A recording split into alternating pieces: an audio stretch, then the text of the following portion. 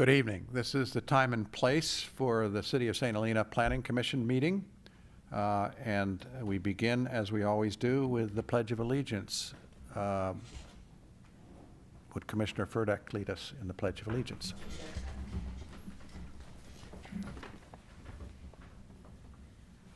Allegiance to the flag of the United States of America and to the republic for which it stands, one nation, under God, indivisible, with liberty and justice for all. Thank you very much. Welcome. Good evening. We have the call to order time and roll place for the City of St. Helena Planning Commission meeting. Sorry about that. That was the live feed. I heard some strange voice. Would you please call the order and the roll call? Commissioner Anderson? Here. Commissioner Lopez? Here. Commissioner Covell? Here. Vice Chair Furdak? Here. And Chair Warner. Here. Thank you. Now we're on to the public forum. This is an opportunity for the public to address the Commission on items of interest that are not listed on the agenda. Because of restrictions imposed by the Brown Act, the Commission may not engage in discussion or take action on matters not described on the agenda. Please observe the time limit of 4 minutes. Do we have anybody here who would like to provide any comments for the public forum?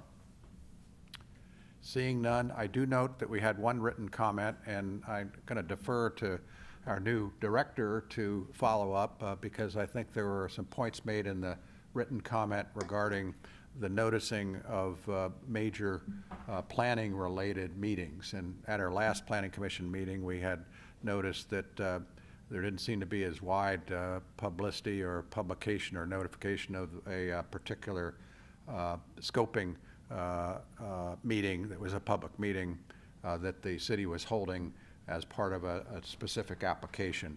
What I'd like to suggest is we go back, take a look at the public forum commenters' written comment, come back with some opportunity on whether we have some improvement to make of our noticing that's being done. I did check our community development website does have a very complete list of meetings and items for each pending application. It's just that sometimes people don't see that at the top of the website. So that's all I'll say about the public forum. Unless anybody else has anything to say, we can go on to the consent items. We only have one consent item, and that's approval of the minutes for April 7th, 2026. Members of the Commission or the public may ask that any items be considered individually for purpose of considering alternative action or extended discussion or public comment. Unless that is done, one motion can be used to adopt all the actions. Do we have any comments from the public on the draft minutes? Seeing none, any comments by the commissioners? I do. Okay, good. Thank you. Why don't you go ahead? Regarding the agenda item 8, minutes, agenda forecast, there is a paragraph that says Commissioner Covell noted the public scoping meeting. That paragraph, I had asked to include that you had mentioned, Chair Warner, that these meetings would be recorded on video. You had a request that, I think in our discussion of that forecast or item, you had mentioned that you thought it would be a good idea for such a meeting to be recorded and even offered your GoPro. So I just wanted to note that was part of that piece. That's fine. Why don't we add a simple sentence that said that Chair Warner asked the staff to consider whether meetings of this scope of interest could be recorded or videotaped for public availability. That'd be just a single sentence to add. I think would do that. We didn't require, and it isn't required under the city standards, that those meetings be recorded, but it's also a good opportunity, I think, for our development team to kind of look at some of these meetings when there's a lot of significant public interest and decide that we're going to go ahead and arrange for recording. Yeah, and that's why I wanted it to be documented in the minutes, because that's the conversation we did have. Right. Anything else? If not, I would entertain a motion for approval of the minutes. I make a motion we approve the minutes As amended. as amended. Is there a second? Second. Okay, call the roll, since we brought it to the public. Commissioner Lopez, Yes. Commissioner Covell, Yes. Commissioner Anderson, Abstain. Vice Chair Furtick, Abstain. and Chair Warner. Yes. Very good. We're going on to public hearings now. We have two public hearings, and I'd like to remind our commissioners for both public hearings that we're now getting into very specific items that affect our locality. I want to remind all of our commissioners that we have the obligation to also consider conflicts of interest, if any, that we have, whether financial or personal relationships, and we have an obligation to disclose and follow our conflict of interest standards on that. And so obviously all of you as individual commissioners have that obligation and know those requirements, and you can comply with those based on the requirements. So our first public hearing is on 5.1 zoning ordinance amendment for on-site storage facilities. Could we have the presentation? Thank you, Chair Warner. Lisa Mikhail, Director of Community Development. I have with me today Senior Planner Jackie O'Neill. We don't have a formal PowerPoint presentation for this particular item. It was fairly straightforward. With that being said, I'll go ahead and hand it over for a very brief staff report. Thank you. Thank you. So, as Ms. Mikhail said, I did not prepare a presentation for this. This is an item that has come up before the Planning Commission when we were reviewing the Cliff Family Winery pre-submittal. This has also come up from business owners located both in the mixed use and central business district. So the item before you this evening is the definition of on-site storage facilities and where those are allowed in the commercial districts. Currently, on-site storage facilities are defined as the indoor or outdoor storage of any materials, products, or equipment on the premises. Of course, this is a very broad definition, which would capture all kinds of storage that could occur in a commercial district or on a parcel with a commercial use. As such, this has limited business owners from being able to pursue additional storage area, accessory structures that might otherwise be allowed pursuant to the development standards of the code, and it creates uncertainty for them. Of course, all businesses are going to need some level of storage for either goods or products that they produce or sell, or things that they might be using in their ordinary business operations. So the recommendation from staff is to amend the definition of on-site storage facilities as well as the use table in the commercial zoning districts. The recommended definition in the staff report is on-site storage facilities means the indoor or outdoor storage of materials, products, or equipment, and this is the new part, as a primary or dominant activity on a site and does not include the storage of goods or items sold or utilized by a primary commercial use or used in or produced by a primary industrial use when those materials stored are appropriate, incidental, and subordinate to a permitted primary use. A commissioner has brought to my attention that they feel that this is overly complicated and long. I do have a more concise version of that I could present to you if you would all like to hear that. The second recommendation is to amend the use table in section 17.24100 to allow on-site storage as a conditionally allowed use. So this would require a conditional use permit in the CB, central business, service commercial, and mixed-use zoning district. So to summarize, we would be amending the definition to exclude incidental storage that is expected with a permitted primary use, and to really clarify that an on-site storage facility would mean a use where storage is the primary or dominant use, and not to apply to a restaurant who has dry storage of whatever they might need, or a business who has their inventory stored on site. Again, anyone who's coming forward for storage on site as an accessory use, if they needed an accessory structure, would be subject to the development standards in the code. There are also regulations for storage elsewhere in the code and the citywide regulations. So there's regulations around screening. Storage is it's regulated. That's the point I'm trying to make. People won't be able to just stack up storage outside of their businesses. They would still have to follow the regulations that exist in the code today. And I'm available for any questions. Let us Through the begin chair, first. real quick, Lisa McCall, just a matter of process. So the Planning Commission is a recommending body to the City Council, and staff has prepared for this particular item on the agenda, the draft ordinance and a resolution as well, so that the Planning Commission, if it so pleases, would recommend to the City Council moving this forward.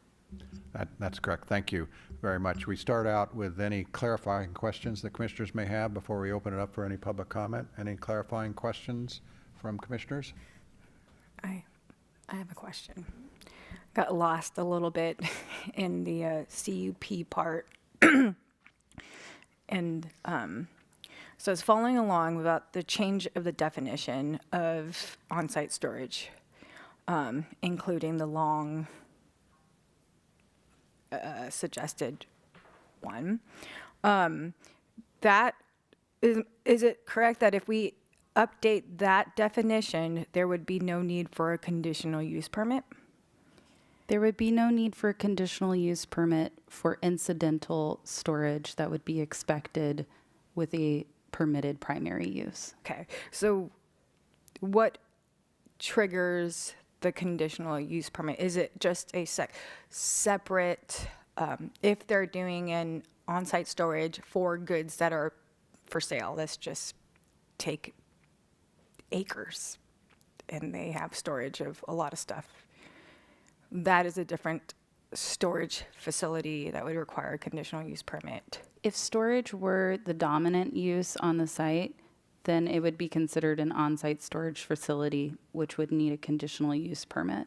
Okay, so in the case of, for example, was it somebody who came and spoke, and they have a restaurant, and they need to store plates and silverware and napkins, that would fall under the primary dominant activity on the site. And there's No. it's the incidental Correct. one. It would Correct. be considered incidental. So that they don't have any problem with doing what they want to do. This is okaying. This change in definition is allowing those kinds of uses to not require additional CUP or any permitting. Correct. Okay. So long as they are meeting the development standards, and so long as they continue to comply with the citywide standards for storage, which are primarily related to screening, then they would not need any additional permits for incidental storage. I think I'm getting hung up on the word incidental. So are you using the term incidental to relate to primary use or non-primary use? So incidental to me does not refer to primary use, because if you look up the word incidental, incidental means basically not primary. So I'm hung up on that word, and if I'm hung up on that word, I think others might be. So I'd like to find a substitute for that word. Is it like accessory? So to me, intrinsic means primary, fundamental means primary, but incidental means it's basically not primary. In my mind, So- it's like wineries have accessory spaces. So this is kind of like an accessory instead of incidental. So I have a proposed definition that I think is more concise than what's in the staff report. Can I read it to you? Apologize, I don't have anything to put on a screen. So on-site storage facilities means the indoor or outdoor storage of materials, products, or equipment when storage is the primary or main use of a site. It does not include storage that is secondary to a permitted use, such as goods that are sold, used, or produced on site, as long as that storage is subordinate to the primary use. I really like that, and I think that's much more clear, and I think you use incidental in a couple other places. I think if we can just eliminate the word incidental, because in the other places that it's referenced, you're using it as primary, and I think that's gonna get really confusing. So I'd love to just see incidental removed. We'll have a chance to discuss that after public Oh, okay, comments, because great. I have some views on Okay. that as well, but I don't think this is a time where we're Okay, going to go sorry. over changes to I just needed clarification the that it resolution. was being used as in reference to primary or secondary. So great, great, great. How we resolve that, we can discuss later. I do have a couple other clarifying questions. So, or maybe that's part of discussion. Let's see. Let's see if I have a.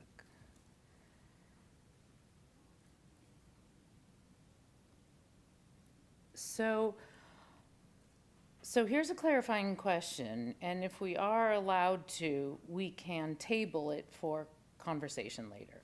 But are we allowed to have discretionary review for, if a, so let's say there is a non-conforming setback on a proper, like a building, the primary, maybe the primary building on a lot has a non-conforming setback. Would a storage unit be allowed to have would it be our discretion to have a non-conforming setback on the storage unit? If it was a new construction or a new storage accessory structure, it would be subject to the development standards of the underlying zoning district. Let me follow up on that, because you have a phrase in the staff report that talks about no changes to existing operational standards, including location and setback restrictions. I think what Commissioner Furdak is asking, does that mean that if someone who already has a conditional use permit for their facility goes ahead and locates storage that would be violating the setback restrictions that building is subject to, this seems to say that, in fact, they could not do that unless it's within the setback. This is the number 3, no changes to existing operational standards. You want to clarify that question? Because I'm kind of with Commissioner Furdak and thinking that you can, if you have an existing permit for a building, you can go ahead and put storage outside the back door, but if that were to violate location and setback restrictions, 1724-100, you could not put storage there. Could you clarify that? Through the chair, I think what we'll do is we'll take account of the question and we'll do a little research to see what provisions in the non-conforming section allow, if any expansions are allowed, and that will be able to possibly answer the question. Unless you're able, do you want a minute for that? So the number 3, no changes to existing operational standards, this is only saying that there is no changes to the sections that speak to the screening requirements for on-site storage. This doesn't have anything to do with setbacks or development standards. Well, again, in that same paragraph, you reference location and setback restrictions in 1724-100. So maybe while we take public comment, you can go back and think about that, because I think that was Commissioner Furdak's question, and it's a good one. I would assume that storage is incidental, but it's part then of connected to the building structure, and if the storage violates setback or doesn't, if you want to provide an exception there, we would need to make that more clear, because my understanding would be the setback restrictions would still apply because the storage is part of the structure. That said, let's talk about it maybe after we take public comment. Yeah, so what I'm trying to do is think of all circumstances that could come before us, right? I'm trying to anticipate and build into this whatever we possibly can in anticipation of what could come before us. And so I'm trying to think of, something that could be already non-conforming to current setback standards, and that where they might want to put a storage next to their operation in alignment with that building, but it wouldn't meet current setback standards. For the Does that make- building, for the building. That's right. That's the confusion I have, is that, Yeah. Through the chair, I understand the question, and what we'll do is we'll look at our non-conforming section of the ordinance and see if expansions of non-conforming structures and uses are allowed in some percentage. That's where I came from before. I need to see what it is okay. here. Right. Let's take public comment. And again, we don't have to Let's- answer no, that right let's- now. let's I'd just like get to this- just make sure that we're anticipating all potential circumstances that could come before us. And if we do have discretion, can we build discretion into this? Again, that's for discussion once we Yeah. get back from Okay. public comment. So, Okay. I have a question, a clarifying question. What Mr. Covell, is the motion before us? I'm trying to understand It- what's, it's a motion for approval of this recommended ordinance to the city council that would make these changes as proposed in the resolution and in the staff report. but is it specifically the definition and adding, Yes, expanding on the definition to include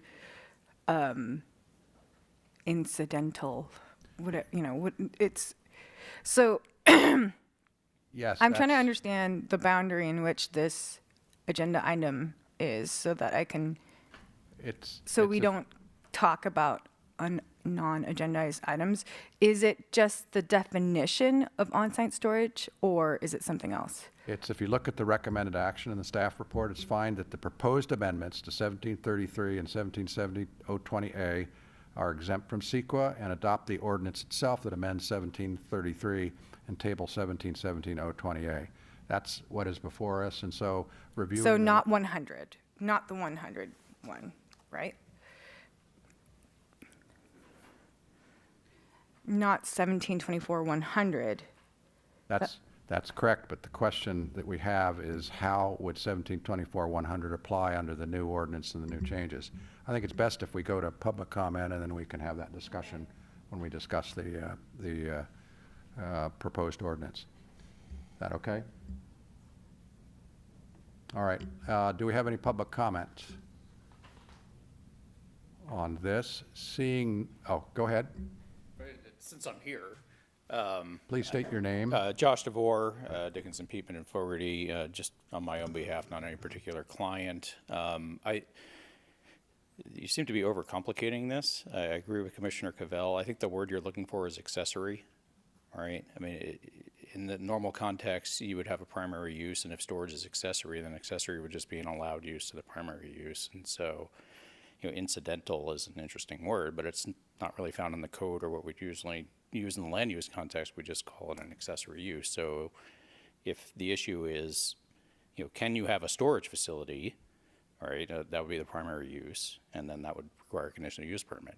If you're running a business and you need to store stuff accessory to your primary use, you don't need a use permit because it's just an accessory use. So it seems, again, like this is just overly complicated.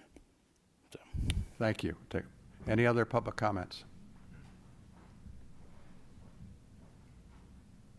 I'll just join this just because I'm here. State your name, please. It's Joe McGrath. Might be interesting to look at Sunshine as a test case for what you're talking about. And is that allowed use or not? Because we have a lot sort of littered with accessory use for the primary use. What would that require? Thank you for your comment. Any other public comments? If not, we can bring it back to the commission for consideration, and I want to make a couple of comments just to kind of move us on to the decision. I like a single word, whether it's incidental or accessory, as being more consistent than a more complicated, long, secondary or whatever. So if there's a word that staff accepts that would be a substitute for what Commissioner Furdak said was maybe confusing in terms of the word incidental, I'd go with accessory, but I also defer to staff on that. We can discuss that. In terms of what we're doing here tonight, we're basically adopting the changes to the code, and we're also determining how the changes to the code will affect other parts of the code, including setbacks. We're not changing the setback restrictions. We're not changing screening requirements. We're not changing the existing operational standards, including height limitations.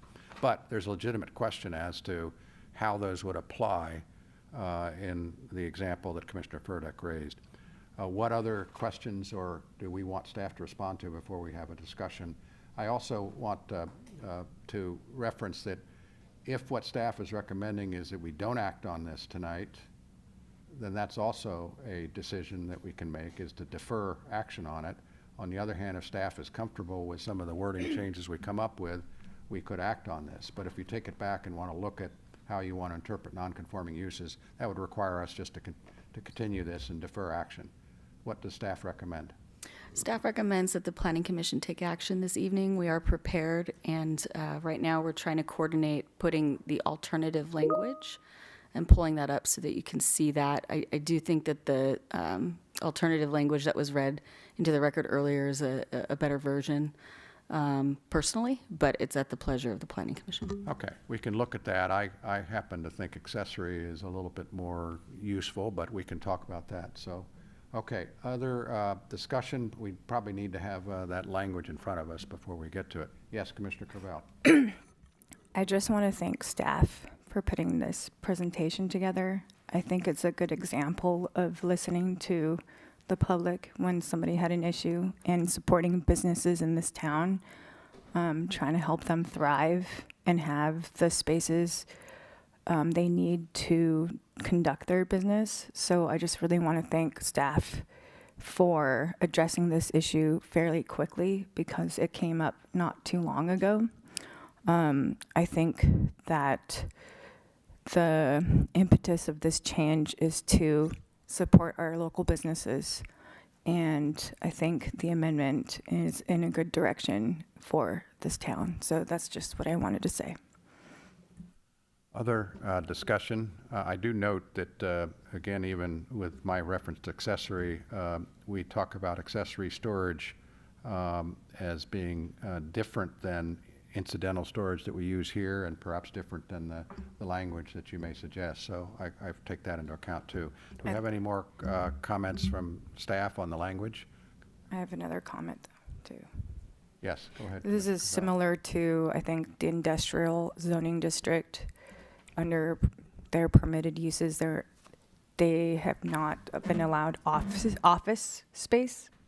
So that's just one of the, I mean, there's an accessory office for industrial spaces, and just, this is an example of, correcting things that I just wanted to point that one out too. And through the chair, Lisa McKyle, I think I'm not sure if everyone can see that or if we're able to make it a little bigger. We can see it on this screen. Can you see? Okay. Is that your recommended language That's change? the second, yes, that's the Okay. what was read into the record by Jackie O'Neill. And could you respond to the question regarding whether the setbacks require that the storage be limited to within a setback? They would be required to meet the current setback standards. The provisions of our current ordinance don't accommodate for an allowance when there's a non-conforming setback. So any new storage structure would have to meet the setback. So what are the setbacks for, just kind of use an example, for our commercial businesses downtown that have existing permitted uses? What We'll are take a those? look at that and report back in a second. Well, I just have to look it up. That's fine. You want to do that here and now? Because really the decision is Sure. whether we adopt this without change or not pursuant to Commissioner Furtick's question. I see, yes. Because we could put a condition, I mean, we could add something that makes an exception. Yes, we could say that this storage use does not, is not a violation of an otherwise applicable setback. On the other hand, we could say, no, it is subject to setback. We've got two decisions that we can make. How does everyone feel about that? And I don't know how the setbacks, if you think, what I think about is Charlie's, for example, and I don't want to use a specific restaurant, or anybody downtown in the main shopping district, and we all know, because we all go there, right? And we all know they use storage, like you said, like someone said about Sunshine. So if this resolution and ordinance is passed, does that mean that they can store outside if that violates their otherwise applicable setback? Through the chair, looking at the ordinance code, there's a variety of setback standards, anywhere from 0 up to 25 feet. 25 would be quite aggressive for this type of use. You could read into the record suggested language for the city council to consider that may be accommodated for those project sites that have a non-conforming setback. A storage structure could of some maximum size could be allowed along that existing setback line. I tend to like that because we have done this in the past where we have something where we otherwise, if you applied prescriptively the standard, it may not fit the most common situation. So what I would suggest is that if we will go ahead and adopt this as is, but then include a specific condition on our presentation of it to the city council that would say this, that if that's our consensus, that we should consider changes that may be recommended by staff to allow these storage uses to not be considered a violation of the setback standards. Through the chair, I would just recommend there might be a fine line between having staff consider what that specific language would be without having to come back to the commission. Yes, you would not have to come back. You'd come back, it would be, we've done this before. We have a sense of the planning commission that this ought to be taken into account, but we have not recommended particular language. Staff then takes language it recommends to the city council. You don't have to come back to the planning commission. That's fine. If I might ask that you provide a range of square footage just for us to work with, that might help us. I don't have the foggiest idea Okay. because I'd want to basically consider how our Main Street commercial establishments have parking or have setbacks in particular. I just don't know. And again, we all know, based on our personal experience, that there's a certain amount of storage that's used that is incidental or accessory or whatever, secondary. And we certainly don't want to make a decision here that says you can do storage, but it's going to violate most of your setbacks, so you can't do storage. We can take a look. Okay. How's that from my fellow commissioners? How's that as an approach here? If so, that would simply be the record here, and staff would take that to the city council, but we would not need to adopt, other than this language change up here. I'm sorry, though. This piece now has not been agendized, right? So people who might have wanted to talk about this today did not know that this would be on the agenda. And so if it does not come back to the Planning Commission, then we will have bypassed a public hearing with an agendized item. No, because the item here is going to be as agendized with a comment by the Planning Commission on what the City Council may consider based on our review, and there'll be a public hearing in front of the City Council. There's no need to bring it back to the Planning Commission. The public will have a chance to review it with the City Council. Otherwise, we'll just continue this item altogether and have to come back to another Planning Commission meeting. My understanding is that we can also vote on this, the recommendation by staff as it is right now without any conditions, correct? Yes, that would be accompanied by a recommendation by the Planning Commission that the City Council may wish to consider this change. For this condition, are you going to ask for public comment on this right now? Open public comment to ask? We can if that's the druthers of the commission, but I don't think we need to. We do have, we have this other change that we've discussed in terms of the definition of incidental in front of us. What's the druthers of the commission? Do we want to reopen public hearing on this particular issue? I think it'd be best to leave it to when it's presented to council, because then more people will be able to weigh in. That's correct. No one has had notice of this particular, what I'd call ambiguity in the proposal in front of the Planning Commission. And if we open it up for public comment, I don't think we have anybody that we had before. And here, anybody from Charlie's here? Anybody who's interested in it? If not, the best. He wrote in a public comment. Let me finish my. Charlie, the owner of Charlie, wrote in a public comment, right? He didn't. They wrote in a public comment, but I read the public comment, and they didn't consider this issue of how the setback would apply. Correct. So I would recommend that we go ahead and vote on this with this one change staff has recommended, and with the qualifier to our recommendation, the city council may want to consider clarifying how setback requirements would apply. I tend to agree. I mean, I would just be so sad if we pass this without the consideration of the setback, and then Charlie's doesn't get to put their storage in because of the setback consideration. Me too. Through the chair, I think staff understands, and just for the benefit of the whole commission, our city attorney will ultimately look at the ordinance for form and legality, and if there's any issue, we'll bring it back, and that's not a problem if there's any issue. Having the direction from the commission is helpful for us. Very good. Well, would anybody like to make a motion for approval with the staff recommended change in the language and subject to the qualifier in terms of what we would recommend to the city council?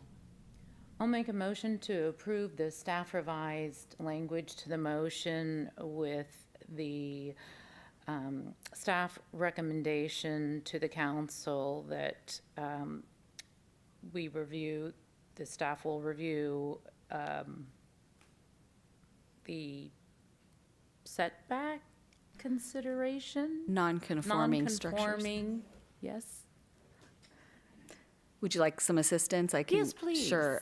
We can go ahead and look at how the ordinance amendments would be affected by structures that have legally existing non-conforming standards, such as setbacks. Let me be sure I understand. I don't think it's limited to non-conforming. It's if you have an existing structure that is subject to a setback, it's the question of whether that setback would apply to the storage that's secondary to that structure. It doesn't matter whether the building is non-conforming or not.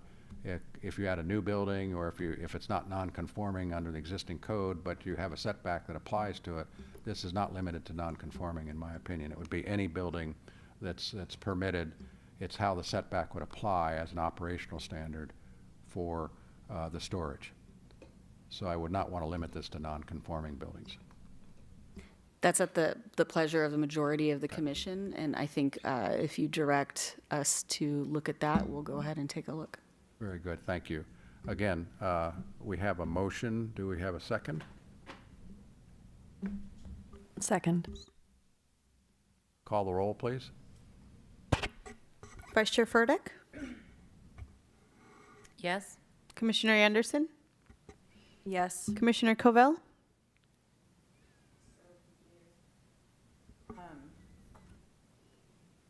Yes. Commissioner Lopez? Yes. And Chair Warner? Yes, thank you. And thank you, staff, for helping us on this, walk through this. Okay, we have the next item, which is our ADU proposed ordinance changes, standard changes. We have a presentation on that. Yes, Lisa Mikhail, Director of Community Development. This one will definitely be open for a lot of communication and feedback, and that's what we're really hoping for from the commission. We have a short presentation that goes over the overview of why we're here and what we're doing, but we're really looking forward from the feedback. There was a lot of public comment that did come in, so we just want to make sure that the commission is aware of that, which is online and I think in your full packets. With that, I'm going to hand it over to Senior Planner Jackie O'Neill. She put a tremendous amount of effort into this, and we're really excited to present this to the commission tonight. Thank you, Ms. Mikhail. So the item before you tonight is a discussion item related to the zoning ordinance amendment of St. Helena Municipal Code, Section 17.22.030, which regulate ADUs and JADUs. The file number for this is ZOA 26001.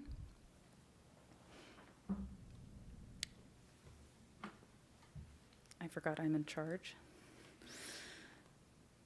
So the purpose of this meeting this evening is to introduce and review the draft ADU ordinance updates, to receive public comment and provide feedback. The Planning Commission will not be taking a formal action tonight, and staff will return with a revised ordinance for consideration at a duly noticed public hearing. So why update our ADU ordinance? Recent state law changes, including SB 543, most notably among others. Additionally, there's increased HCD oversight and enforcement, which require us to update our ADU ordinance to be compliant with state law and submit to HCD within 60 days of an adopted ordinance. Recently, the city applied to HCD for pro-housing designation. So this would further some of the housing element efforts to increase housing production in the city. This is also related to the December 2025 Planning Commission feedback, where the public as well as the Planning Commission provided comments on the ADU ordinance. Changes today would further objective standards within the ordinance and reduce barriers to ADU development. So why do ADUs matter in St. Helena? The state and the city have both identified ADUs as strategies to address housing shortage. They are infill, gentle density that can provide attainable housing for our workforce, as well as flexible options for families, seniors who want to age in place, or caregivers. State law requires cities to remove barriers to the construction of ADUs and to approve ADUs ministerially, meaning no discretion. These do not come to public hearing. They are approved through a building permit process. And our local role is to ensure that our standards related to ADUs are clear, objective, and measurable. The city has had a substantial number of permitted ADUs citywide, and in 2024 and 2025, they represented the majority of our permitted housing units in the city. And these advanced housing element goals to promote ADU production. So HE 2.4 is related to ADU production, and Housing Element Policy 2.7 is related to promoting a balance and variety of housing unit types. So briefly, the required changes that are in this red line draft ordinance are primarily related to application processing requirements. So for the building permits, we are now required by state law to issue a completeness determination within 15 days. That completeness determination must identify any deficiencies, and those must be included on the ADU checklist. We have a 60-day decision timeline for qualifying applications. So we have 60 days from the date of a complete application being submitted to either approve or deny an ADU. And just to clarify, we are generally issuing ADU permits well in advance of the 60-day deadline using our current policy for building permits, but this is now codifying the state law requirements. And for utilities, the state law says that separate utility connections and related fees are prohibited for ADUs created within existing or proposed space. So those are commonly referred to as conversion units. And that separate connections for new construction ADUs or ADUs built concurrently with a new primary dwelling remain an optional policy choice available to a local jurisdiction. And this note here at the bottom just reiterates that we are required to submit an adopted ADU and ordinance to HCD within 60 days of adoption. Last year when we adopted our ADU ordinance, we submitted it to HCD. They did not provide comments. They actually said, thanks for submitting. We're not reviewing all of these. I did not get comments back. But we are required. They could submit comments, and we would be required to incorporate their comments, and any non-compliant provisions may be deemed null and void by HCD. So this evening, the key policy discussion items that go beyond the state requirements are, I've put them in a table to try to make it very clear what we're discussing, what we have some discretion over today. So objective design standards, this was brought up at the December 2025 zoning code study session. So staff has attempted to replace subjectivity with objective and measurable criteria. The recommendations reflected in the red line are a conservative approach. Some public input that staff has received leading up to this meeting and some of the letters that you received from the public request more flexibility, particularly around exterior materials and roof lines. Utilities and infrastructure, the staff recommendation is to eliminate separate connection requirements, not only for the state mandate, which says you cannot require them for conversions, but also for new construction or those that are built concurrently when the existing infrastructure is shown that it can support the capacity of the new unit and to allow the use of existing infrastructure. Staff has also recommended to increase the maximum ADU size to 1,200 square feet. That is the state allowed maximum. And we have also eliminated the qualifiers around bedrooms. So previously we had a maximum, well, currently our current code limits a maximum to 1,000 square feet for up to 2 bedrooms. So we're recommending to eliminate bedroom qualifiers and to increase to 1,200 square feet. Parking and transit definition. This is directly related to feedback from the public. So the state law requires that we exempt parking for ADUs that are located within a half mile of transit, which is defined by another government code section. Basically, our existing transit, the Vine Shuttle, and the MVTA that runs through the city, they don't rise to this level. It's I couldn't tell you exactly what it is, but it's a fixed route that's coming like either once an hour or every 30 minutes. Our public transit doesn't meet that definition. However, we do have what is referred to as microtransit, the Vine Shuttle, which is an on-demand shuttle, which can go door to door. It also has its own fixed route at certain times of the day, and it captures a large part of our residential area. So staff has included microtransit in the definition to expand parking exemptions. Additionally, staff is recommending to use the same height standard measurement for ADUs. ADUs were in our current code, we have a different height measurement, which can create some uncertainty or can be unclear for applicants when they have one height measurement standard for the primary dwelling, a different height measurement standard for an ADU. So we are suggesting that we utilize one measurement method across the board. Privacy and window standards, these are a part of the objective design standards, but I wanted to pull these out because we had specific comments about them in December. So staff is recommending to simplify those requirements to ensure objective and non-restrictive standards for the production of ADUs. And historic resource protections, again here, increasing the objectivity of these standards to avoid any subjective language related to visibility.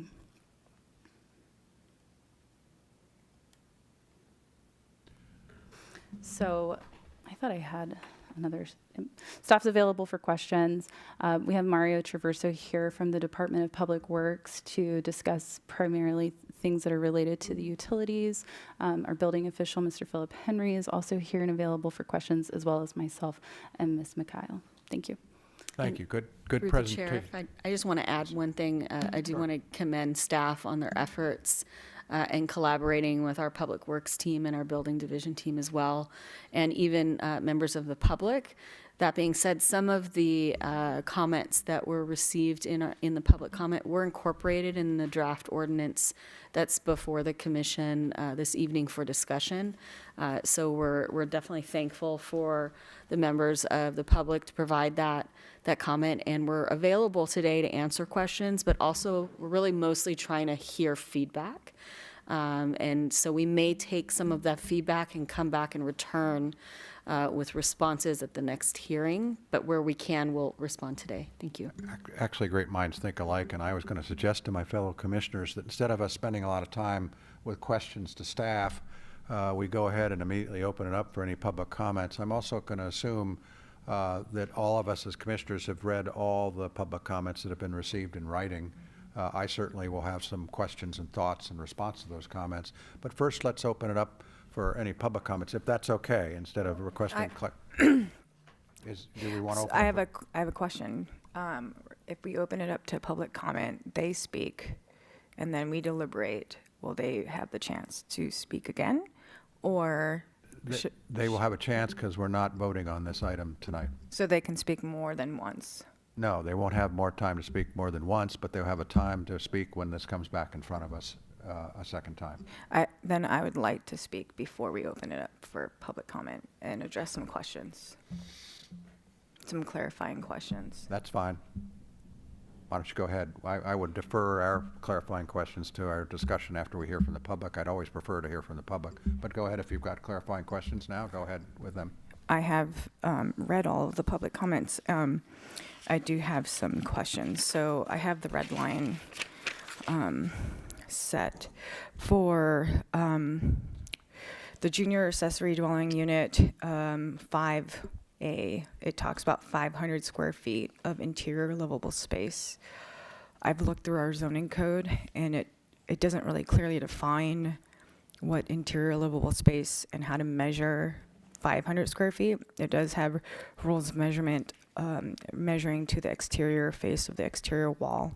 However, my understanding, this interior livable space is defined by the interior face of the exterior wall. So I think that would require some clarification. That's as well as what number 7 says, living area definition. It says means the interior habitable area of a dwelling unit, including basements and attics, but does not include a garage or accessory structure. I'd like to just get a little clarification on basements and attics too. My understanding that those do have like limitations to like heights, and then if those don't meet those heights, those don't count. So it would just be a little good to get some clarification on that. I have a question. I think this is, I don't know what page. This is on completeness review within 15 days. It says, if the city does not provide written notice of incompleteness within 15 days, the application shall be deemed complete for purposes of this section. My question here is, how is this enforced? Who enforces that? And then, let's see,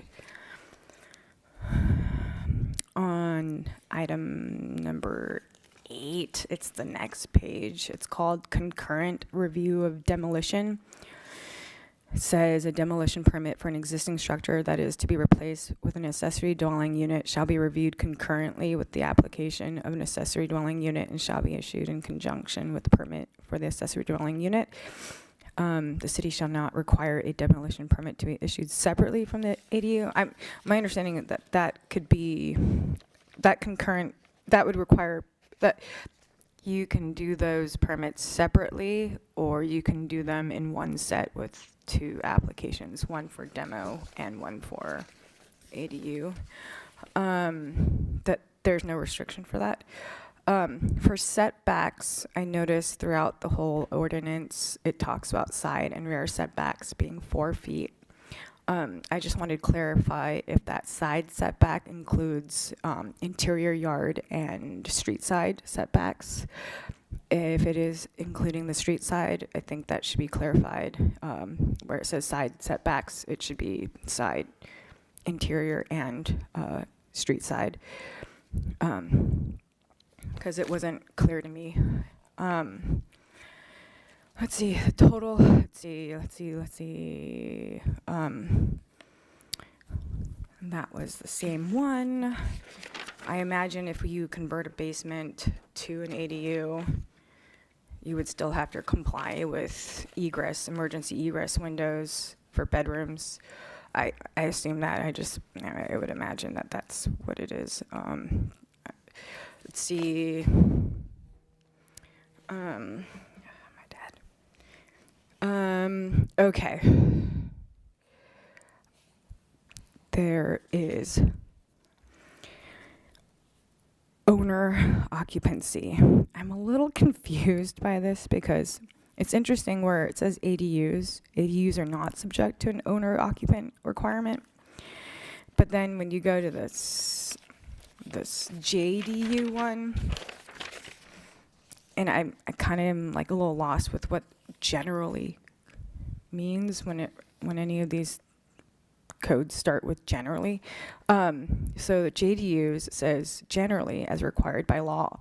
JDUs are generally subject to an owner occupant requirement. A natural person, I'm not really sure what a natural person means, with legal or equitable title to the property must reside on the property in either the primary dwelling, ADU, or JDU. So it's a little confusing because on the ADU one, under the owner occupancy, it does not require, the bigger of the two ADUs has more living, it has a larger kitchen and whatnot, has more living facilities. It's not required to have owner occupancy, but then the JDU, which has much less kitchen facility, is required generally to owner occupancy. And then there are exceptions. So it's just a little confusing, that whole section, to me, what that really means. If you were to buy a house, create an ADU and a JDU, and you wanted to rent all of it out, could you not rent it all out? I'm not really sure about that. The deed restriction, I read that whole section.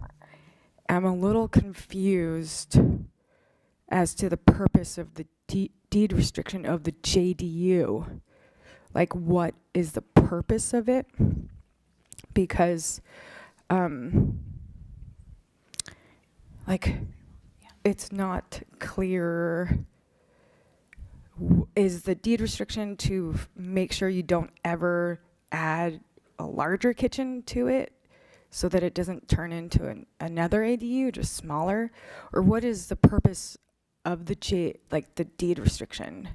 And then, because it has some severe legal actions in E. It says failure of the property owner to comply with the deed restriction may result in legal action against the property owner. So it's just really unclear what the intent or purpose of it is. Okay, generally, so like certificate of occupancy and timing, number 9. Again, it says generally. I'm trying to understand what generally means, but this one is a little illogical to me because the timing, it says you cannot get a certificate of occupancy for an ADU before the issued before the certificate of occupancy for the primary dwelling. But if you were to do both a primary dwelling and an ADU, and say you wanted to move into the ADU while the primary dwelling takes more time, I'm not really sure what the intent of that section of code is for. If we're trying to rent here is expensive. So, it seems like a lot of people might build an ADU first just to move in. And then while the main house is, it just seems a little odd to restrict that. One of the ones that I have, so maximum size, it says 1,200 square feet. It says interior livable space. Again, just a definition for interior. Can I speak to that a second? Because interior living space is actually part of the statute. It's part of the state statute. So you may want to refer to the state statute. So there's a good definition of that, which is already part of the required language in compliance with state statute. It would be great to have that in here because our floor area definition in the back is different. So there's a conflict there, and I think if we need to update our zoning code to comply to current codes, then it would want to include that clarification of that definition. Okay, one more. On 2, gross floor area.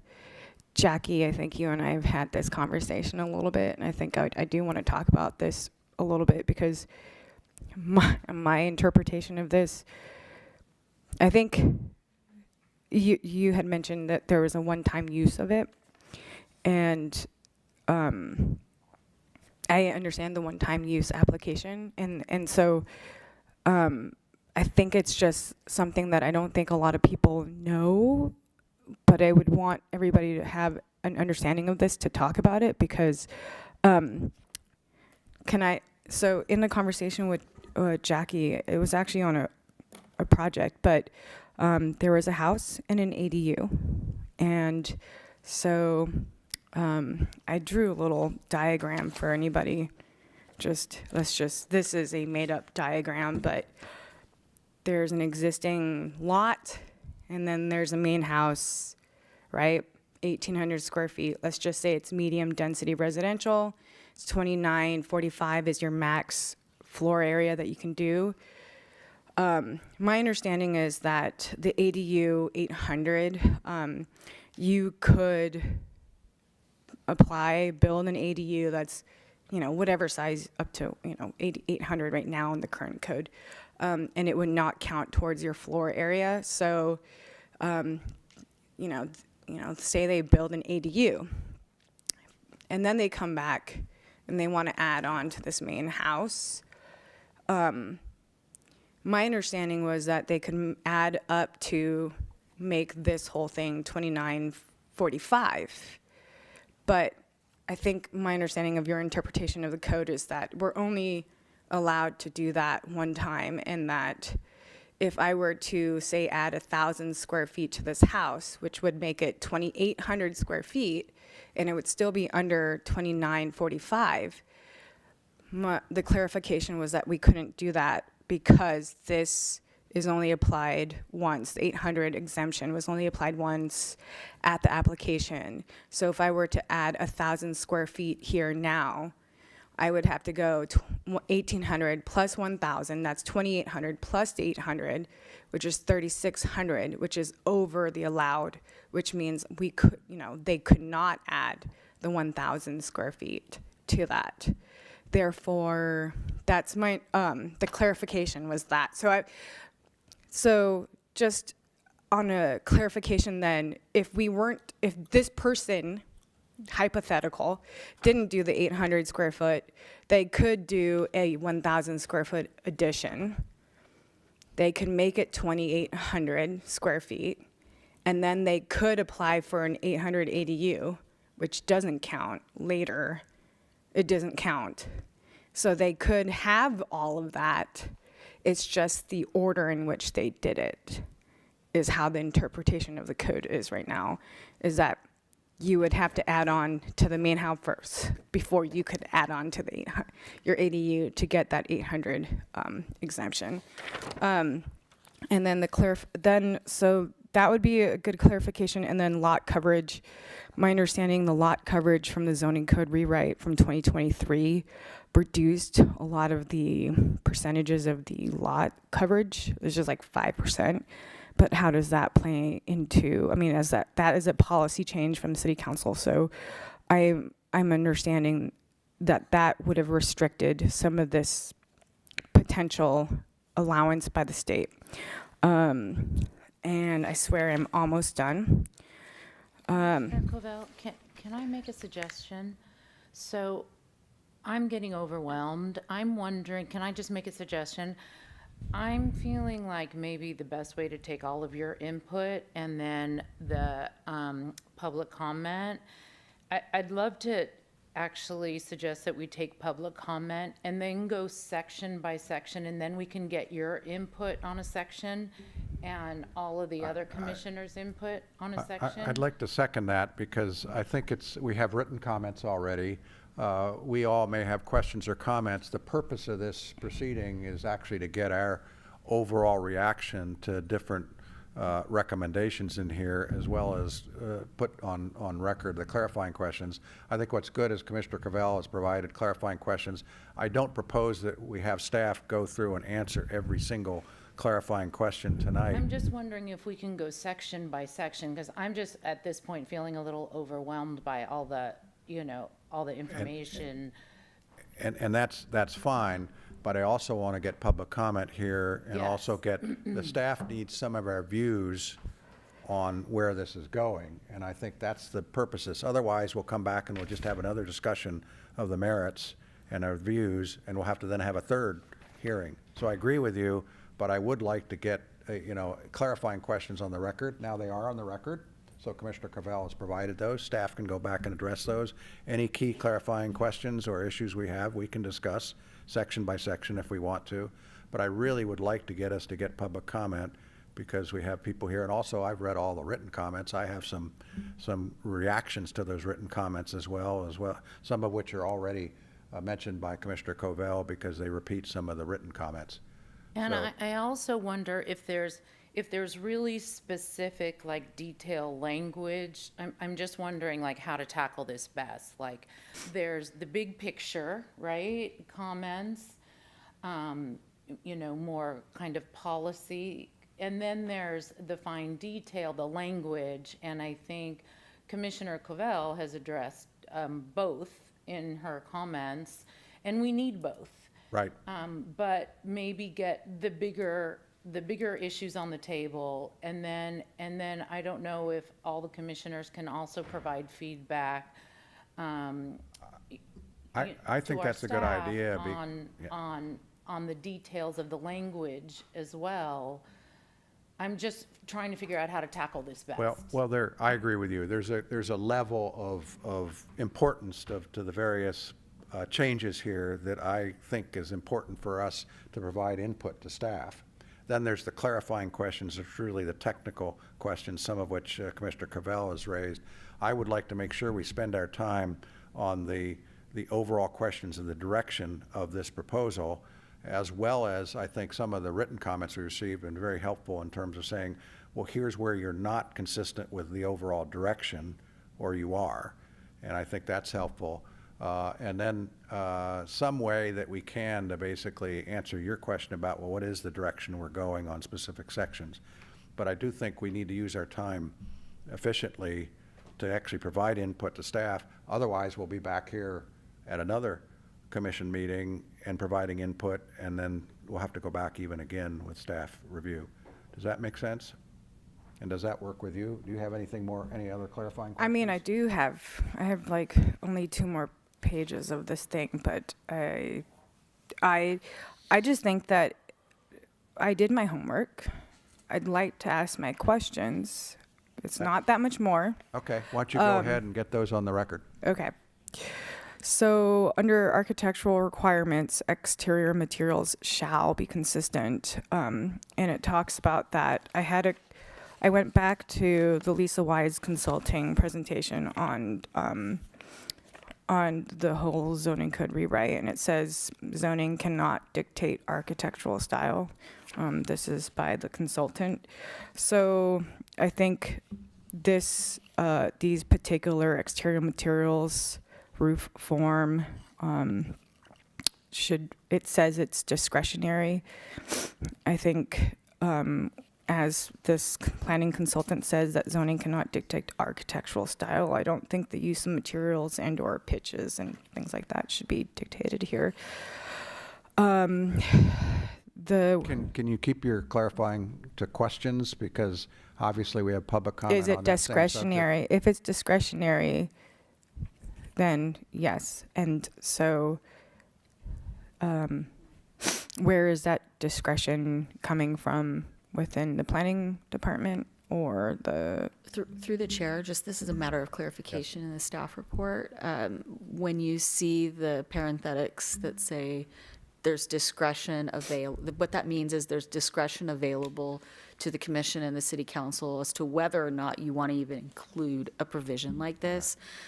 Clearly in regard to that specific comment, and I've taken all your notes, so I'm prepared whenever Yeah. is appropriate. And you'll have a video too, so you... Sure, but I can respond even today. I'm Okay. prepared to if you Great. would like. That'd be great. But in regards to just how the staff report's prepared, that tells you whether or not you have discretion to include or not include. And in particular, that's there from a previous code amendment, and staff looked at it to try and ease it because it appeared to be a bit strict.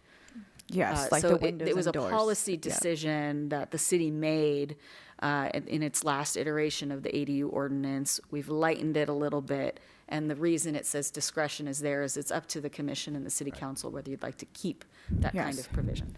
Great, thank you. I have not that many more, so again, thank you for all of this work, Jackie. I mean, I know this is a lot of work, and I really like the direction of everything that's happening here. On all Windows G, it says located within 4 feet. So the within part, my understanding is that ADUs are not allowed to be, the setback is 4 feet. So only in the cases of an existing structure where it's being converted to ADU.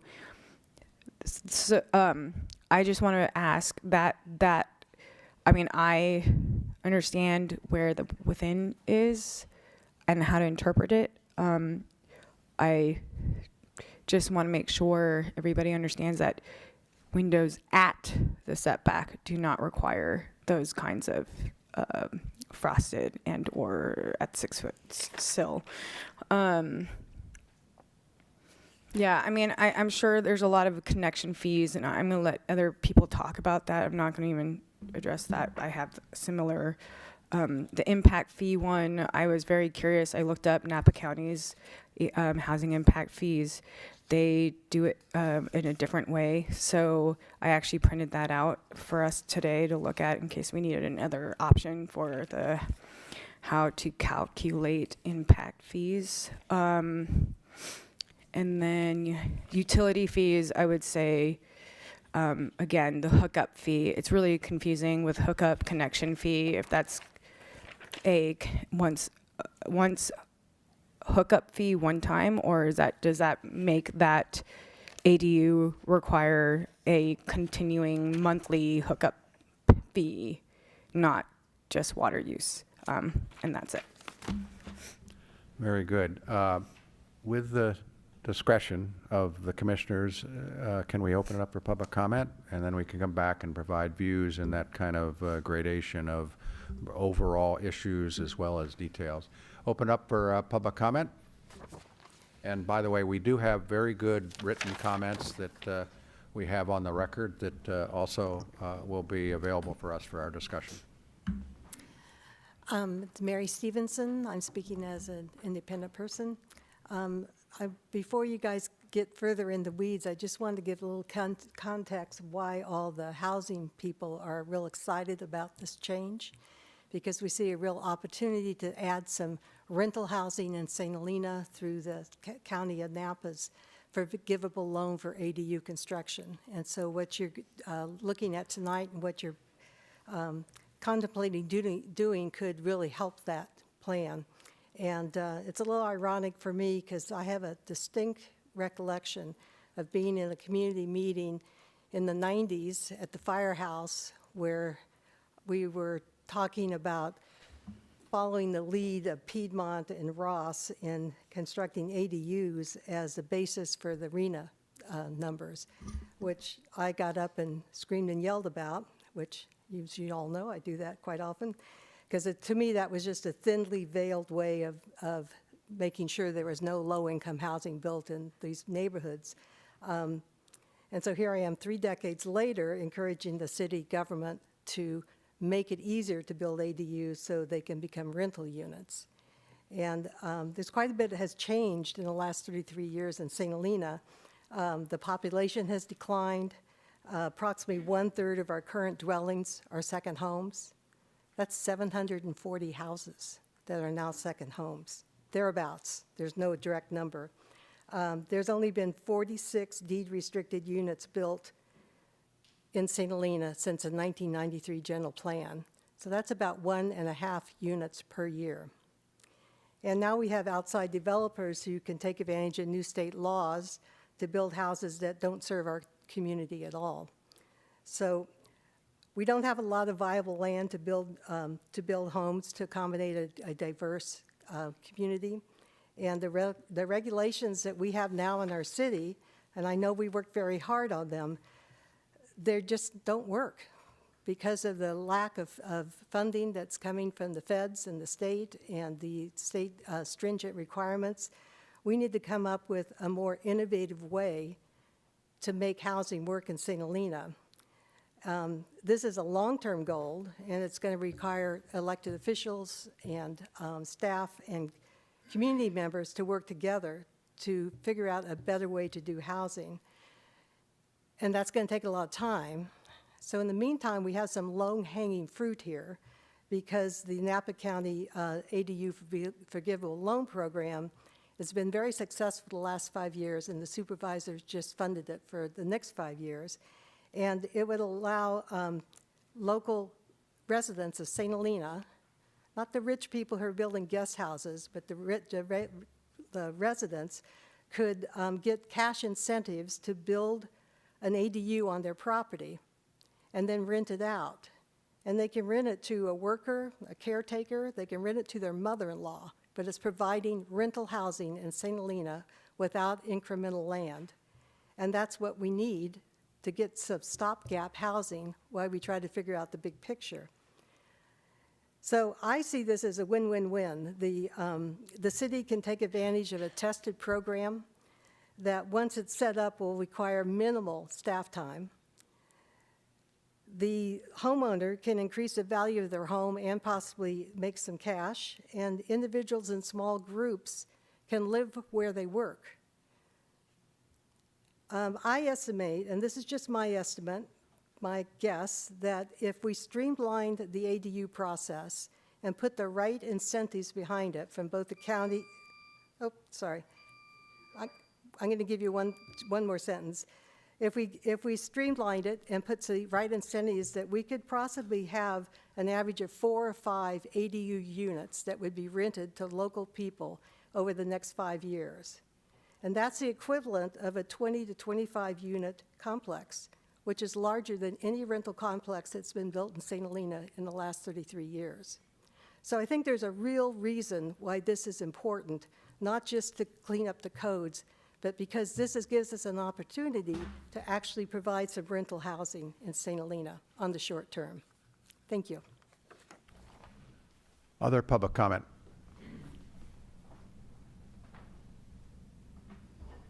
Good evening. My name is Michael Haley. I don't have a lot to say. I just want to add my voice to supporting ADUs. I'm glad to see this coming before us. I think it's really important for the community. I'd like to see us do whatever we can to bring more affordable housing into St. Helena. It's very disappointing to hear Mary Stevenson's comments. I think we got to do better with this, and I know probably most of you agree with it, but I just want to make a statement myself for that. Thank you. Thank you very much. Other public comment?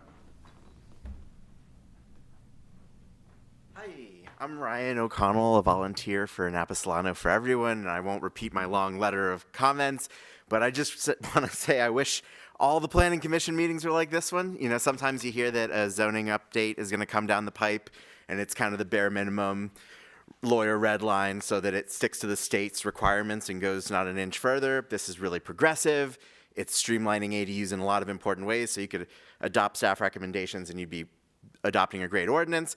Having said that, having heard some of the comments from Commissioner Koval and others, like you could go even further. So one broad direction that you could give staff is to say, hey, on these discretionary issues where we have the leeway, let's explore taking those out completely or broadening them to not limit the construction and development of ADUs in any cost prohibitive ways. An easy way to think about that is like bricks used to be nice and cheap. That used to be the effective way to build, and now that happens to look charming. But if you force everybody to match material finishes, for example, you know, you might have a few beautiful paired jewel boxes, but they won't house a lot of people. And so anytime that you can, the state code does allow you to be more lenient. Nobody gets sent to housing jail for being more lenient than what the state code requests of you.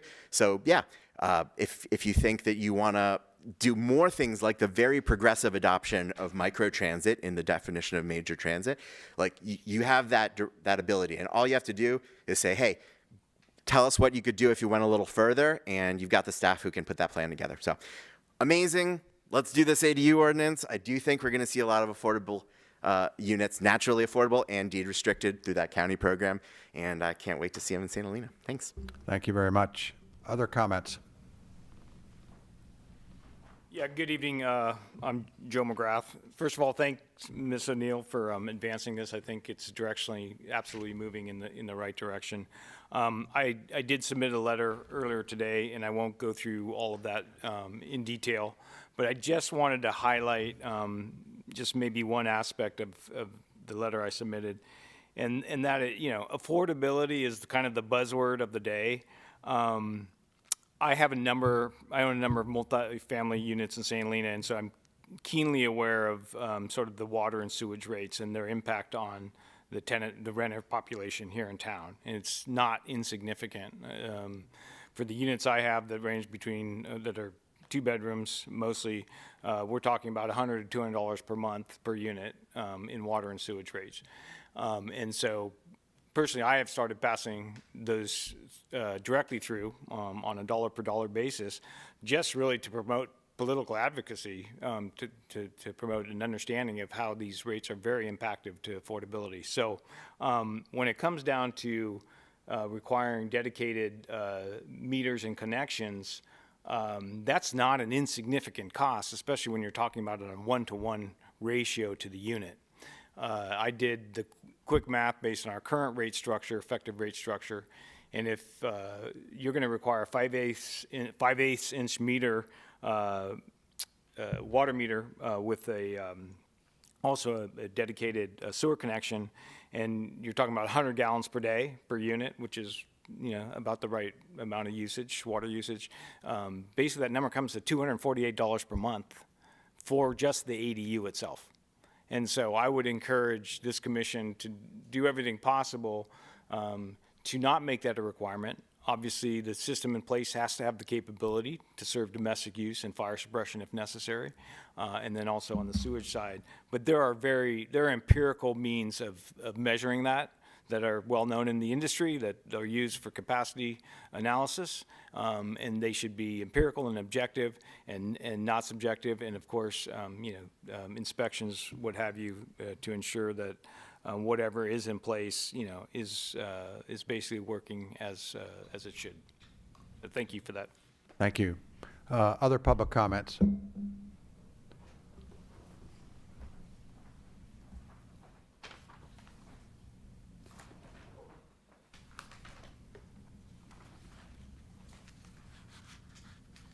Yeah, just a quick one. My name's Joshua Park. The written comments that I made, this is in addition to that. I would just say that if you're caught up on policy of the existing ordinance, I asked Michelle, I asked Paul, who's responsible for the overriding restrictive policy aspect of the existing code, and nobody seems to know. So it's all pulled over from codes that were taken from other jurisdictions. There's no council directive on the restrictive nature of it. So if it's really a goal to make this happen as a meaningful act, I would just say keep it simple. That's it. Thanks. Thank you. Other public comments? If not, I'll bring it back for discussion. Remember, we're not going to be adopting this tonight. I'd like to kind of give my fellow commissioners a broad view of the policies in here and where I am on them for also guidance to staff. First of all, I support generally the reforms in this draft ordinance. Among others, I think the ones that are important, I support increasing the size limit to 1,200 square feet. I do oppose requiring split meters unless our Public Works Department tells us that split meters are required. The way I look at it is if we're no longer requiring separate utility service for the ADU, it's really between the owner of the main built house, the primary building, and the ADU owner to decide how they split up the costs, as long as we're taking into account the water usage and the fire ability. I support several of the written comments that have talked about how do we loosen architectural standards. Again, as Commissioner Covell pointed out, we really need to live the requirement that we have objective standards, including on architecture. I don't support loosening any of the setbacks in here. I think the setbacks that are proposed in the staff report for these those are outside, those are neighborly if you want to think about it. Setbacks are really intended to protect everybody. But in terms of architectural standards, the roof line, I do not support requiring slavish consistency for the roof line to the primary dwelling. That's part of the architectural standards issue. Beyond that, I think there are a lot of provisions in here that really do follow the state law. And so, for example, livable space comes straight out of the state statute. So there are other provisions in here that are basic standard definitions in our zoning code, which I don't think need to be changed or clarified.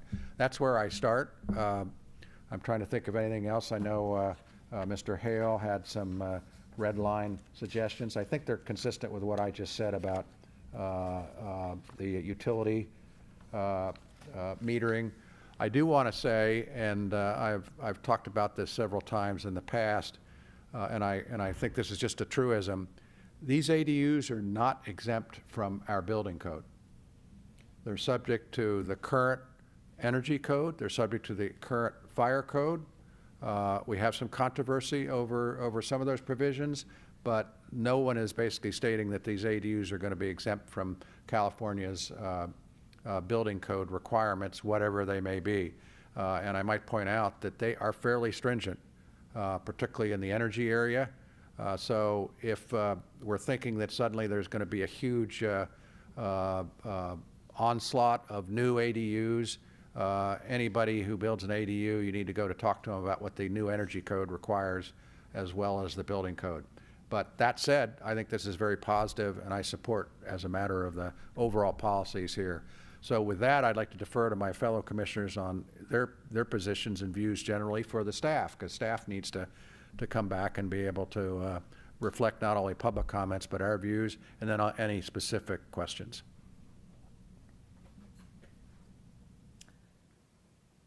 I would just like to agree with just about everything you said, with maybe one exception, and that's height. That is kind of my one concern, and that's a privacy issue. And I will confess that I lost my view of my only view of Spring Mountain because of a build. And when it is only 4 feet from your property line and you go up to the maximum height, your neighbor can lose their view. So I'd like to minimize height as much as possible, again, to protect, the neighbor's assets and privacy. So that, I think that's the only restriction and limitation I would consider as a trade-off to loosening all the other restrictions. And I think that's a fair one, a fair one. The only other thing I caught in here, and I wasn't sure how that it would affect, and again, I think this affected height also, because there were some height exceptions in terms of going higher. If you were within a half of a mile near a transit stop, I needed some clarification around that. But if we add to the description of of public transit, like the door-to-door Vine shuttle, I don't know how then you interpret the two. Like, if you redefine public transit to include a door-to-door shuttle, how does that then translate into the exception or the expansion of your height? I don't know. You guys need to take a look at that because there's some crossover there, and I don't know how that works. Through the chair, if you want to, do you want to complete the discussion, or would you Yeah, like let's complete the discussion, because I also had some comments as well as follow-up. Let's have everybody get their questions on, and big level views Yes. available to you. all the feedback has been very beneficial, and then in many instances, we have the ability to respond for the intention behind them, and that they may be helpful. I shared similar questions, and there was a wonderful response for me to understand the intention behind it, and so I do think that would be beneficial for the commission. That's great. Let's get everybody's questions and thoughts out on the table, and then give you a chance to respond. And I also just want to add, there's been a tremendous amount of work, and I think, we're headed in the right direction. And I'm pleased that the community reception to what we're doing, is positive. And I think, if we go even farther and loosening up some of the restrictions, we'll have a really positive reaction from the community, so. I also agree with everything you said and most of what you said, although I don't agree with restricting the height to preserve the neighbor's views, because you're not entitled to your view. I know it sucks, but nobody's entitled to their view. And I think that makes it more restrictive than it needs to be. Is it also appropriate to say that while we're talking about removing all of the policies that we have that make it more restrictive, that we should also update our policy on counting ADUs towards our minimum density requirements? It's not technically part of this, but it also can be a recommendation. We are not limited, since it's going to come back to us, to recommend changes in other parts of the code. So if you wanted to know, if you have a view that this overall review of ADUs ought to go further in actually touching on other parts of the code that relate to ADUs, that's fair. I think we can express your views now, and staff can take that into account and come back and we can discuss that. I would like that to be looked at again by council. I think that's I fine. second that. I agree. That was one more of my comments, was that I think ABAG counts ADUs different than what we count them right now, is only towards moderate income, but they use like a 30-30-30-10 or something like that, and we're not taking advantage of that. I think one of the things that, if you're noticing, I've printed out all the public comments, the general overarching comment that I'm getting is that these restrictions and costs has made ADUs harder and more expensive to build, and then in turn has created like a self-fulfilling situation where we can only count it towards moderate income because it was seen as only pull houses for the rich people. But I think that overall feedback that I'm getting from the public comments and the people here is that by reducing these restrictions, making it cost less, thereby making it easier to build, taking advantage of programs like the ADU, the forgivable loans, then there's more ability to actually build these for infill and affordable rental units, or, for multi-generation or aging parents. I mean, the granny unit, I think, is kind of maybe where it originated. And I think when you look back at the red line document, I don't even know how we included these windows and the 30-foot setback situation. Can we finish up with Commissioner Anderson's comments and then turn to you? Sorry. No, that's okay. I wanted to clarify that the ADUs only count towards moderate and above because of the pricing that we looked at during the housing element update. Like for rental prices for ADUs, they weren't priced to count towards anything lower than moderate. And I might point out what I just said about the energy code and the building code, which have much stricter, much more expensive requirements now for any new buildings. And we've talked about that in other forums, that basically any expectation that these ADUs with these reforms are going to be affordable to low income levels is subject to the fact that they must comply with the energy code and the building code.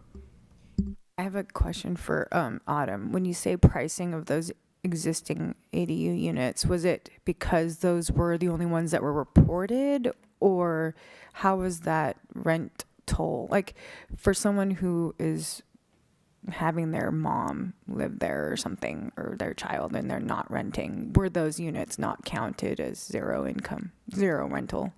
I don't remember if there was a way to count those. But I think the position that I hear from Commissioner Anderson is simply that staff go back and look at whether there could be an additional change requested in the proposed ordinance to cover exactly what Commissioner Anderson's suggesting in terms of how they count, if I understand you correctly. Through the chair, this ADU ordinance wouldn't necessarily be something that's codified. That's something that would be part of our housing element update. So it's a separate item. That being said, I can generally speak to it. There are abilities for a jurisdiction to consider how it wants to count ADUs under its RENA requirements, and a jurisdiction may look at it based on the reality of what they find out there, based rentals, so they went for moderate. I came from a jurisdiction that did that because San Jose, an ADU was $4,000, and so it didn't feel right for us to declare it, and so that was the intention that we went with. That being said, there are opportunities through ABAG where their policies have allowed for the 30, 30, 30, 10, and there's a distribution rate across that where you can use the total number and distribute across your unit numbers. We can look at that. It would be a separate item from this. But I do think it's a valid question when we're looking at our housing element programs and how we're implementing our housing element. Good. To clarify, I'm not talking about how they're counted towards our RENA allocation. I'm talking about how they count towards our minimum density requirements. Oh, I see. Because right now, like, medium density can build a single family unit and a JADU and an ADU, and that counts as 3 units. So instead of getting 3 primary units where ADUs would be available or allowed in addition to that by right, we're getting a main house with a guest room and a pool house. That would be within the zoning code, so maybe go That would back and be. look at that. Thank you for the This is something that I've also been very interested in, as we've discussed in our previous discussions, so maybe you could look at that. That would be great. But I also agree with you that certainly we can take advantage of how to flexibly interpret the RENA obligations at the same time. I have a question to that, though. So if we're not counting ADUs or JDUs towards housing numbers, like main housing numbers, like a main house, I'm lost as to what the minimum density would look like if they don't count, say, a minimum density of 5.1 for whatever the medium density residential is. I think it's like 1/3 of an acre. I did math on this. So if you own a property that is 1/3 of an acre, you're required to do 2 units. Now, if you're not counting the ADU as a unit, that means you would have to build a new main residence if ADUs don't count. And then that really significantly impacts costs and what people can do with their properties. 1/3 of an acre is not very much. And with our lot coverage restrictions now, it reduced in this new 2023 zoning code. There's a lot of conflicting issues when we don't count ADUs and JDUs to RENA or housing dwelling unit DUs. I feel like we're digressing. It's something that all will come back to us. Good comments. I think Commissioner Anderson, are you finished your comments? We haven't gotten to Commissioner Lopez. Maybe then we'll come back to you, Commissioner Covell, but I want to give Commissioner Lopez an opportunity to provide his views and comments. So I pretty much agree with a lot of this, and nobody wants housing more than I do, and I've lived here all my life, you know. St. Helena's always been from a farm town architecture, and now as money came in, they made them more Victorians, and it's gotten, you know, very nice setting. But being a person that, you know, travels to Mexico a lot from family, my wife's family and everything, I don't know about the architectural part, because as a carpenter, 28 years building, roof lines are important, you know, and I know you know, to me, a Victorian, a pump house that has the lean, it's kind of like a writer trying to create a poem, and then you have like a fragment there, right? And you're going to go publish it. But I think we should have a medium between materials that it fits in. Maybe not, you don't do a 12 and 12. I love 12 and 12s, by the way. If I was going to frame a roof, 12 and 12, but that's when there was redwood, big trees and everything. You know, things have changed. But anywhere from Belvedere that I worked, Stenson Beach, everything, roof lines are important if it's part of the structure. So when you talk about ADUs that are within a building and not detached, obviously you got to keep the roof structure there.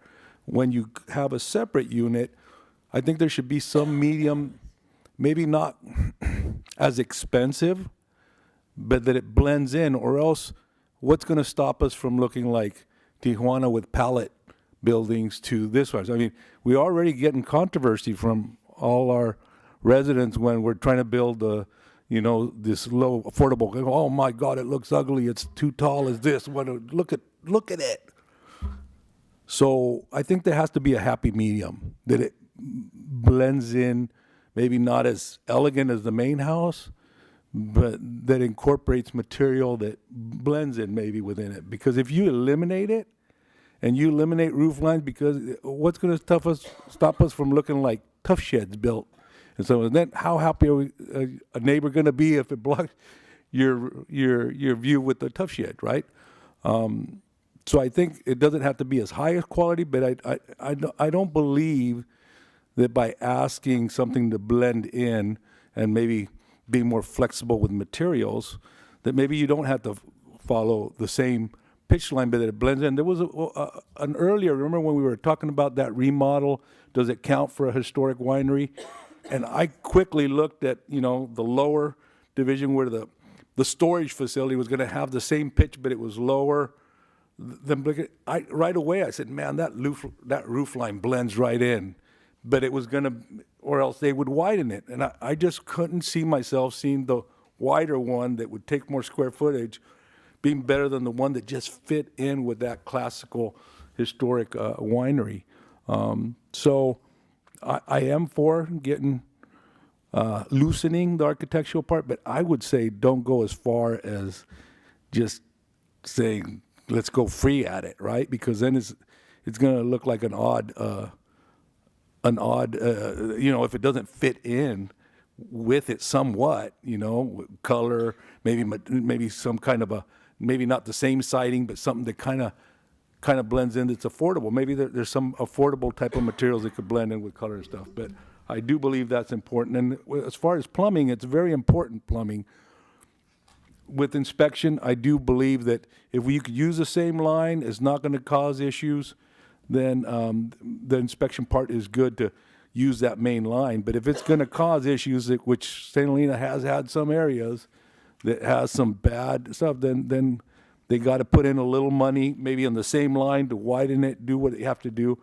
But we can't have additions, regardless how they are, that are going to hinder our drainage and the usage for the water system. But definitely, I wouldn't want. I kind of don't want it to get out of the St. Helena context, but obviously, right now with all the restrictions, it is. But as a builder, like I say, I really believe that we have to keep some kind of a good medium there, not make it so expensive and reduce the cost where it's important, like you said, that you don't go digging people for expensive costs that need separate lines or something like that. You could kind of blend it. And Commissioner Lopez, I just might want to comment. I agree with you completely. There's a balance here in terms of the architectural design, and also I agree on the height. We've got limits in here that the ADU can't exceed the height limitation in the underlying zone, but there is a happy medium.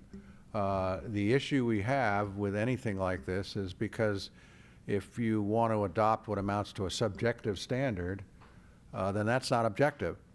For these ADUs, you've got to come up with something that's objective, and I think talking about the pitch of the roof, whatever you come up with, whatever we or the council comes up with, it has to be objective, quantitative in some way, or the other alternative is just eliminate the standard altogether, because once we go down that slope of basically saying, well, it has to be community character, or it has to blend in with community architecture, that's under most of the new state standards not an objective.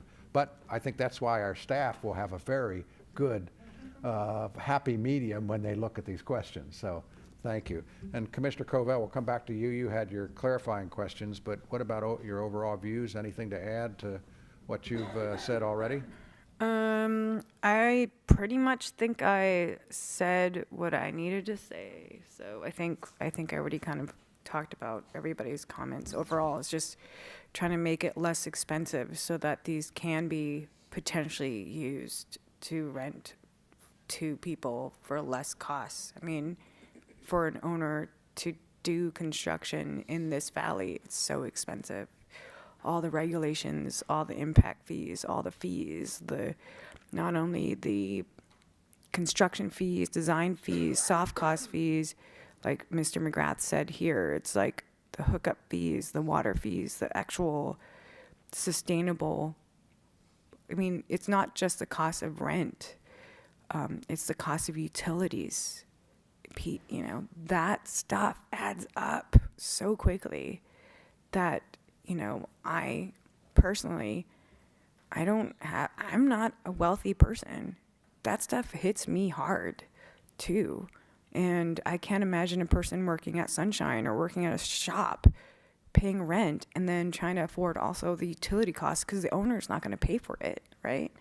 So I think what we're trying to do is create more housing to counter this lack of affordable housing. And I really think that relieving some of these restrictions, why ever they were even in place, Mr. Park said, whoever put them in place, I don't know. But it has had an impact on our community already. And we're struggling to have workforce housing and affordable housing. And if you look at some of these things, it's, sure, somebody might build a pool house, but, maybe 10 people build affordable units for every pool house. I don't know, but I don't think we should restrict the code just because one person builds a pool house. So I'd like to sum this up a bit in terms of the process, next steps. Chair Warner? Yes, go ahead. Can I bring up one other topic? Sure. And I was talking with Planner O'Neill a little bit offline on this, but I would like to bring it up. It hasn't been specifically addressed, but it does relate to Commissioner Covell's discussion on fees. And Jackie, you may have to help me with this, but it goes to the impact fees and right now how they're calculated, but I understand we have discretion with this.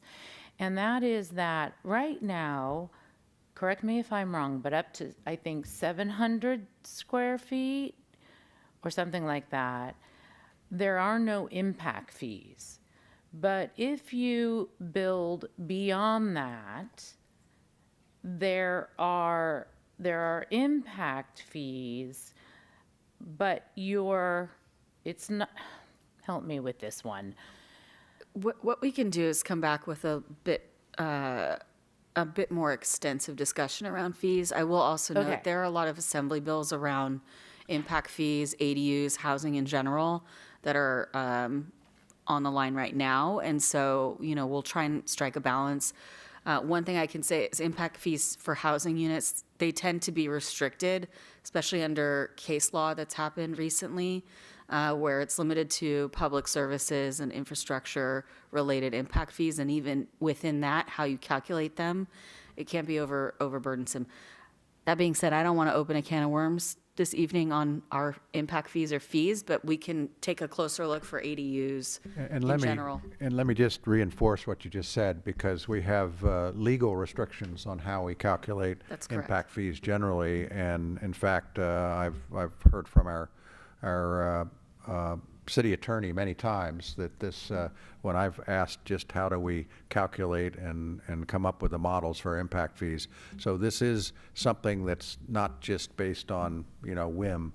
It has to go through a process of calculation of the burden of the actual proportionality of it, which is not only a legal but a constitutional restriction. So what I think would be good I is. understand. So let me narrow Sure. our scope of review, because I'm referencing in particular, there's something that discourages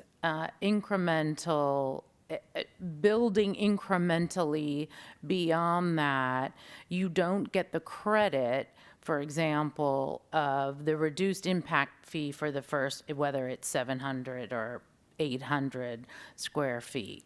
So I'd like to limit the scope of the review. I don't want to open up the can of worms. I want to limit the scope of that review to that particular kind of burden that discourages any incremental building beyond that. And it also could include the opposite of what I said. It could include where the limiting it to 700 would be discriminatory against those above 700. So we would want to look at whether the calculation actually should not limit the exemption from the fee to the 700. So good point. I support that type of review. There's, I printed out the housing impact fee for Napa County that they just approved, and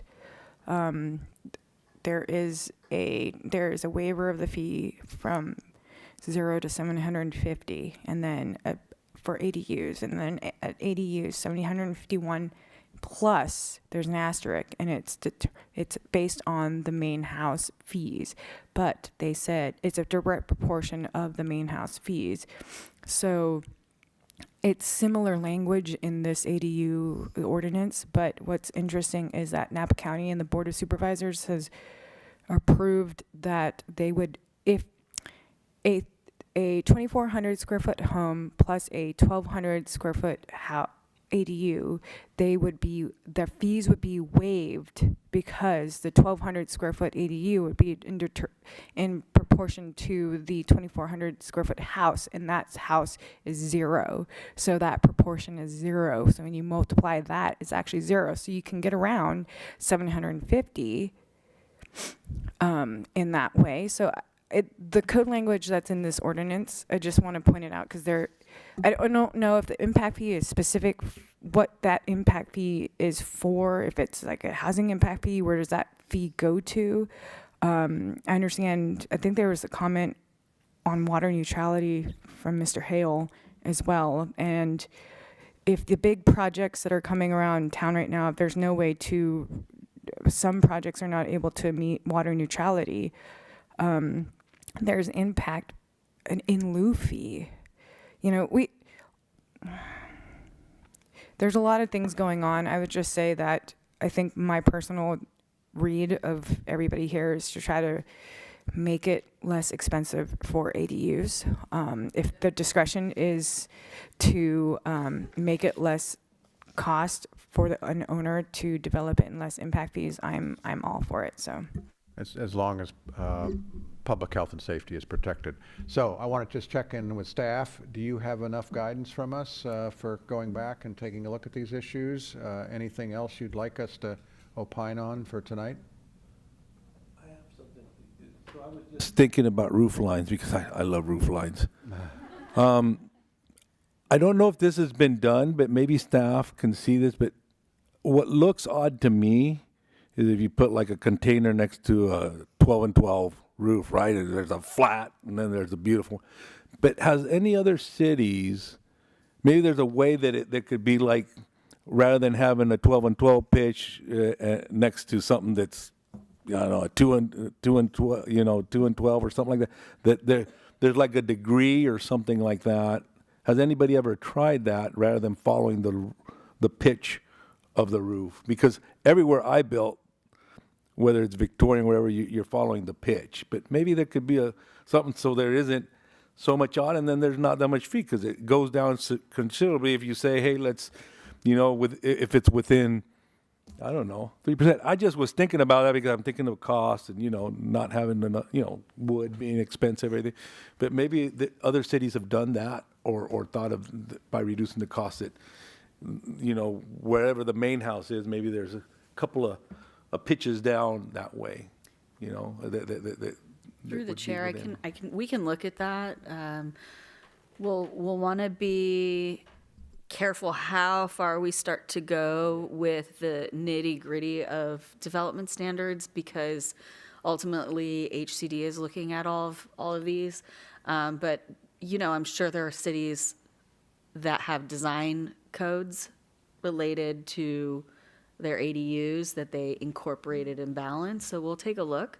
Our goal is to incorporate flexibility with being objective at the same time, and to not make it overburdensome in interpretation either. So we've taken that feedback. I think that, Commissioner Lopez, I share your idea of like being a builder, carpenter, construction. I'm an architect, and I have personal preference too.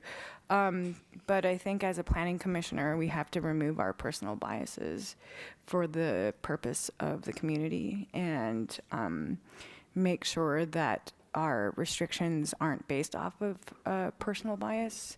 And so that's what I would just say, is that keeps the item objective and not subjective by removing personal bias. I do want clarity if you guys have. Before we go on to that, I'm so sorry. Through the chair, Senior Planner O'Neill would love to also remark on the roof line, so I want to give her that opportunity. Yeah, and what I would recommend is be very brief, because I think you have all these points. We don't need to rehash them, go over them again. But if you got a question on what we're saying or what our view is, because there are numerous clarifications been requested, you've done a great job, but maybe keep it brief so that we can let you go back and consider them. But So- go ahead.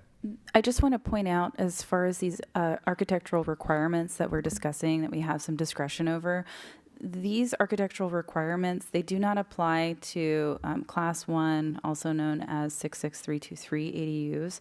So when we are talking about ADUs that are under 800 square feet, up to 16 feet tall, with 4-foot side and rear setbacks, there are no architectural requirements for those. So I think it's incumbent upon you to decide how important it is to hold ADUs that are outside of those limitations to strict architectural standards, and whether or not those standards are a barrier, if they, create more staff time and reviewing. There's just something to weigh there. And my view is consistency. I don't know why you would have a different standard for 801 to 1200, if that's where you're going, where the state law is 800 and under, you're not subject to architectural standards. That's just my personal view, that it looks to me subjective. It looks to me like the state was subjective in saying 800 is your limit. That said, defer to you all to go back and consider that from my view. Anything else for you, and does staff have enough? No, through the chair, we have we have all of the remarks and comments from all of the commissioners to look into. I think with some of the questions that Commissioner Cavall asked, we can meet with you offline for those that were are aligned with state law and there's not as much wiggle room. And then for those other items where there's more discussion, we can bring that back. I would just say before we conclude on the PowerPoint where some of those bigger discussion items, if you just take a quick look to see if there's anything you wanted to add. I have one addition, just as how we do this when you go back, particularly the utility provisions. I know you're going to do this anyway, but I think it's very important for Public Works to be involved in considering our comments and the comments of the public on how to manage that transition to no longer requiring two connections. And I also really respect the plumbing issue. The issue of some of these existing plumbing connections, water pipes, is a very serious issue where we've got older houses. And so from a public health and safety standpoint, I really want to make sure Public Works is involved in reviewing what we've discussed about easing those restrictions. We do have Public Works here if there was any immediate questions or if you wanted a brief narrative. No, don't need Okay. a narrative. We're very aware that Public Works is very much, very good on these issues. Same as building code, Phil, and in terms of how any of these changes to ADUs may conflict with building code or just good public health and safety from a building code standpoint. Anything else to comment from your perspective on this too? Good evening, Commissioners. Mario Traverso, Public Works Project Manager. I will just say this rewrite from Public Works, we consider this pretty significant from where it was. When you think of an ADU as a rental and infill and more people in town, we do consider that significant demand on the system, and so that pushes us in the direction of wanting that separate meter. But then when we think of an ADU as a pool house or a guest house, then it sounds crazy to require a separate meter for that. So finding the right balance, as we've been talking about, is something that I will take back to Joe. This is challenging us on a couple items too. Our billing practices, maybe there's opportunity to manage this better with a different billing schematic that, doesn't, is just a different approach. So we have some options. Those are things that we need to talk about internally. I will have those conversations with Joe in preparation and hopefully have some revisions next time. Very good, because this does implicate the water and wastewater enterprise and not just basically the zoning code and the building code. Absolutely. Thank you. Have enough? Are we ready? We have everything. Okay, good. So let's go on to the last parts of our agenda, which are reports and any future agenda items. And I think you've already got the future agenda items on there as well. Anything from staff and other commissioners on reports?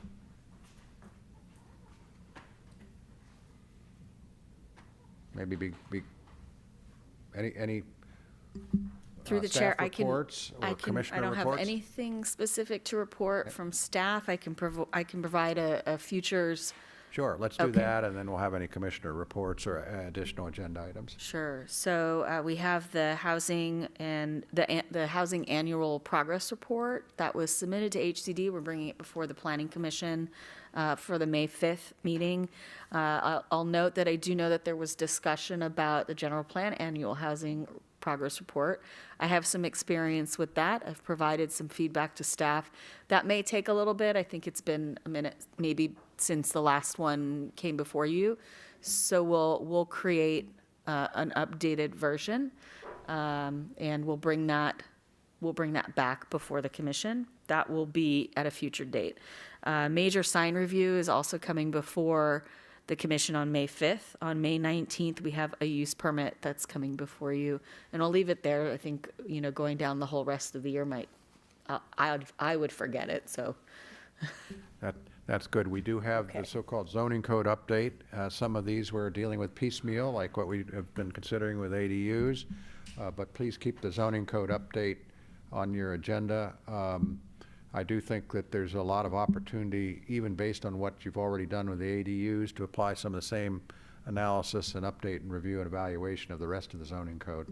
And by the way, I'll give you, not that it's on the agenda, but I think that also should apply to the sign aspects of the zoning code too. Absolutely. We do have a desire to look at our sign ordinance. It's a bit complex. Right. I think there's some opportunity to simplify it where appropriate. And in terms of the zoning ordinance amendments, I had noted it a little bit in my introduction this evening. There's a matrix that has priority amendments that will be coming before you. We anticipate June, July. Give us some grace with that as we're transitioning with me being new and staff and some new roles and stuff. So we're gonna bring that forward as soon as possible. Short-term rentals may be a component of that. Very good. And again, this is a great example, as Commissioner Covell said, of great staff work for this discussion. Very, very valuable. Any commissioner reports before we move to my favorite part of the meeting? I was able to attend the Generation Housing 101 meeting last week, which was really informative, and they are going to host one for the public next month. So I will share that information here once I have it. Excellent. And I think what's so good about us getting out and around is that even in Napa County, in the valley, there are great benchmarks for how things are done. And, you know, a great example, the general plan updates, County of Napa and City of Napa have done their annual updates too. So thank you for doing that. Other commissioner reports? Jackie was there too, and so was Natalie. Oh, good. I attended the NOP, and I think if you haven't read the staff report and looked at the packet, I think everyone should in the Planning Commission, just to stay, because there's no video of it, so I think just want to make sure everybody takes a look at that. Just for clarification, Commissioner, that was for the project on Adams? Yes, the Yes. Castellucci notice And preparation. we, For CEQA, yes. we really, we can obviously look at it, but we really should not be looking at something before staff has brought something to us as an agenda item. You know, I'm just saying, I think we can all look at the report though, right? But you need to avoid prejudging or making a determination on any of the issues related to that CEQA review until they come in front of us. Of course. Thanks. Any other commissioner reports? I just want to say warm welcome to you, Lisa McHale, and thank you, Jackie, for all that work on that ADU rewrite. It's a lot of work, so just thank you, both of you. Without further ado, we are adjourned. Thank you all.